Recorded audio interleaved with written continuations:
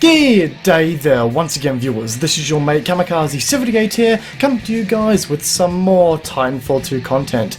Today we're going to be kicking off a new series of guides and reviews for the Titan classes that are available in the multiplayer, and in this video we're going to be taking a look at the energy-based Ion class Titan. We're going to be taking a look at the weapons, abilities and utilities available to Ion, as well as the potential modifications you can make to this hull to see which are worth your time and which you could happily skip past. We will also be discussing some Titan-specific strategy for Ion to help you get the upper hand on the battlefield. So without further ado, let's get this show on the road. Ion's primary weapon comes in the form of a splitter rifle, a fully automatic energy weapon that emits a fairly low amount of damage per shot, favouring rate of fire over damage per round. However, Ion's primary weapon also comes with an alternate fire mode, which is triggered by aiming down the sights. While you're using this said alternate fire mode, the weapon will fire 3 projectiles for the price of 1, effectively tripling the damage output.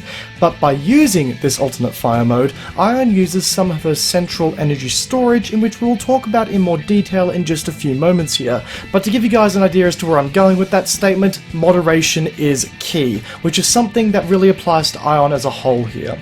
Now, as far as abilities go, Ion takes the energy theme from her primary weapon and carries it throughout her arsenal of abilities. For the offensive ability, Ion comes with a laser shot, which is a chargeable, shoulder-mounted laser beam that emits a high amount of damage towards anything it comes into contact with. When fully charged, it is capable of causing significant damage to enemy Titans and Reapers, and even at minimal charge, it will one-shot enemy pilots, grunts, stalkers, and specters. As for the defensive ability, Ion comes with a vortex shield, something that every player of the Titanfall franchise should be familiar with now, as this was a staple ability of all Titans in the original game. This ability allows for Ion to catch enemy projectile-based munitions and send it back at her enemies with ease, and can easily serve as the turning point of an intense fight if used correctly. Ion's tactical ability comes in the form of a tripwire mine, which is about as basic as it sounds. Ion sends out a bunch of mines that are connected to each other via a laser tripwire, and will detonate once an enemy is unlucky enough to walk through it. As for Ion's core ability, she has access to the laser core, surprise surprise, which once activated will emit a huge, oversized laser from Ion's chest that quite frankly turns anything caught in its path into a thing of the past. This is an ability that will happily melt Titans and will turn pilots into a sticky red paste if they decide to walk into the light. So, those are Ion's abilities, and much like all Titans, she comes with a primary weapon, offensive, defensive, and tactical ability, as well as a core ability. However, Ion is unique in the sense that a central energy system powers all abilities and the alternate fire mode on the primary weapon. Every time you use the abilities or alternate firing mode, you are going to be draining from the central energy system housed within Ion. String too many energy consuming abilities together and you will find yourself quickly caught out with very little offensive or defensive capabilities. As I said before, moderation is key. Completely draining your energy could leave you very outgunned for an engagement that is just a mere few seconds away from occurring. So resource management is an important factor that you have to keep in mind with Ion, more so than any other Titan that is available in the game. So with that in mind, something that you must always be considering with Ion is how do I squeeze the most amount of efficiency out of every percentage of energy. Firstly, something that I think is necessary to mention is when you should and shouldn't be using the alternate fire mode on the splitter rifle. Yes, I can speak from experience when I say that it is in fact very tempting to simply hold down both mouse buttons whenever I see an enemy of any kind and watch them melt under your impressive amped up damage output. And considering that the splitter rifle in its primary fire mode isn't exactly very deadly against enemy foot soldiers, even against grunts and specters, it can be even more tempting to simply hold down the right mouse button and use that alternate fire mode all the time. But in the mindset of energy conservation and resource management, this is something that you want to avoid at all cost. If anything, when it comes to combating enemy AI, unless there are no pilots or titans to be seen anywhere in the near vicinity, just sticking to running them over with your titan so you don't end up using unnecessary energy is going to be the best way to go about things. And when it comes to dealing with enemy pilots, I would recommend getting good at using the laser shot to pluck them from the skies, as it is a lot more efficient than trying to kill a pilot with the splitter rifle in alternate firing mode.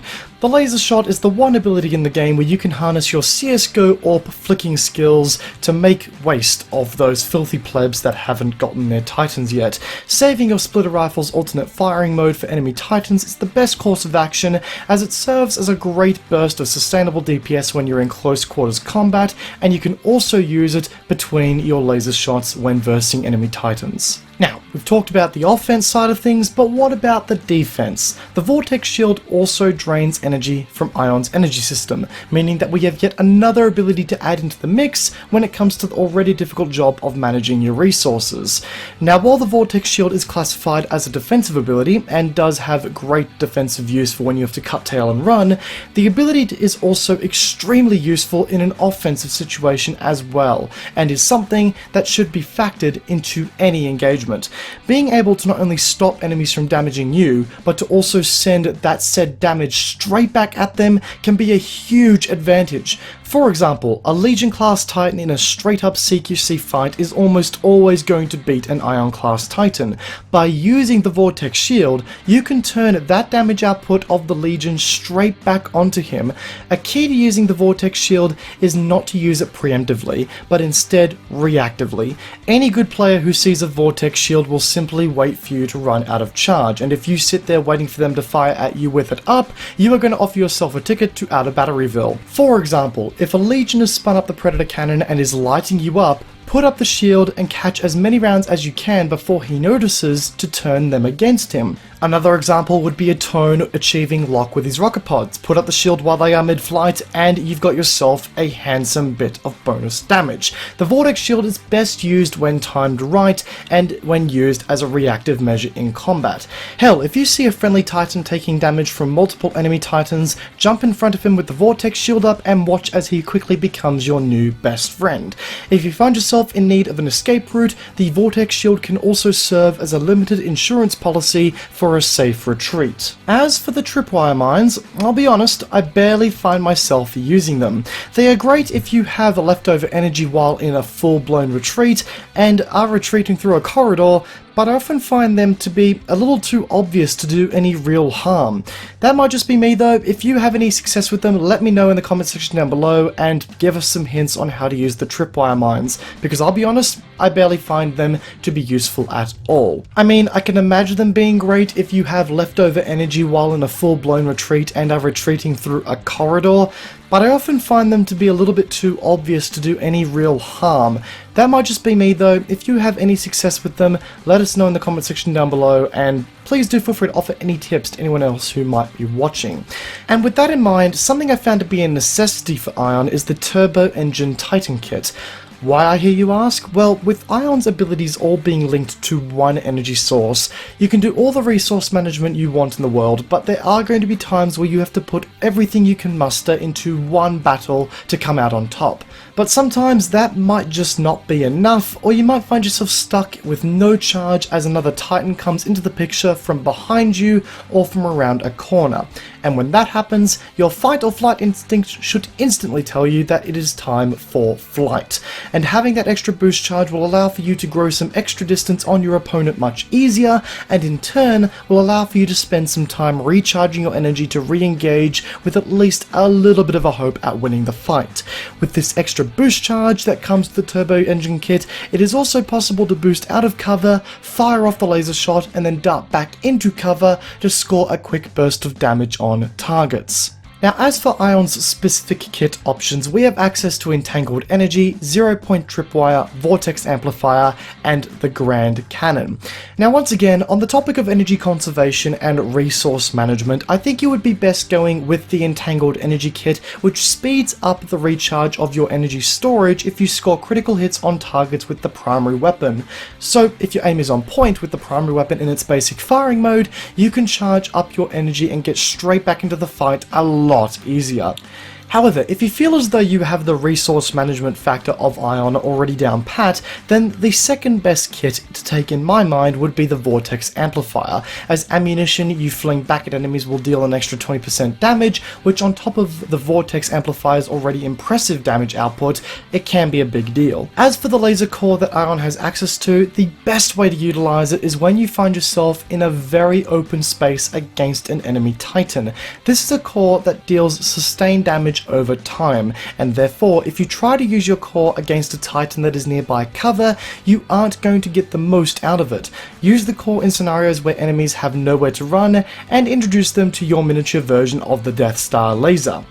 In short, Ion is a Titan that is all about timing, knowing when to attack, knowing when to defend, when to retreat, when to do anything at all while considering your energy storage. It's all about knowing what your energy storage is like and how you can time your abilities to maximize what percentage of energy you have left. It's honestly a weird choice by Respawn to my mind to make Ion a basic level Titan available to all players, considering the amount of complexity that is behind this Titan.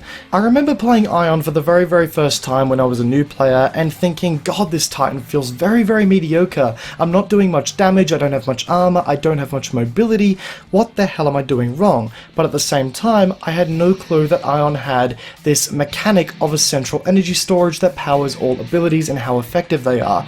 So it's a very weird choice by Respawn to my mind to make this an entry-level Titan, but then again, the amount of complexity here does give Ion a lot of room for improvement, and once you nail the timing aspects of her, can make her a very dangerous Titan on the battlefield. And folks, on that note, we're going to wrap up today's guide for the Ion class Titan in Titanfall 2's multiplayer. If you guys found today's video informative or enjoyable or anything of the sort, a backhanding of that like button would be greatly appreciated. And if you find yourself backhanding that like button and you are new to the channel, then please feel free to backhand that subscribe button. Let me know in the comment section down below what Titan you would like to see me cover next. I'm definitely open to suggestion in that regard, guys, and any at all feedback is also appreciated in the comment section down below. Once again, guys, hope you enjoyed today's video. Peace out, and I'll be seeing you guys next time. Have a